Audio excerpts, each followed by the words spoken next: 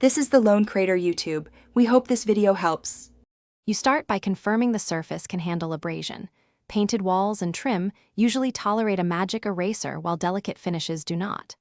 Once confirmed, run the eraser under room temperature water and squeeze until it is damp but not dripping. This activates the foam. You should test a 1-inch square in a hidden area to observe finish change. If the test passes, move directly to the stain using light pressure. Do not soak the eraser or scrub aggressively yet. You now work systematically across the stain in small 2 to 4-inch sections so you can monitor effects and avoid oversanding the finish. Once damp and tested, rub with light, even strokes. You'll notice most marks lift with minimal force.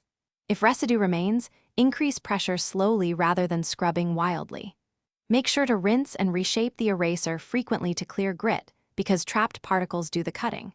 Continue until the mark is gone. Then pause and inspect the area. You finish by wiping the cleaned area with a damp microfiber cloth to remove any microfoam residue and examine the finish under good light. If the stain is greasy, apply a tiny amount of mild dish soap to the eraser. Work briefly, then rinse and wipe. Make sure to stop immediately if the surface looks dulled or matte. That indicates finish removal. If that happens, cease using the eraser and restore the sheen with a compatible polish or touch-up product to prevent further damage. Thanks for watching. Consider subscribing if we helped you.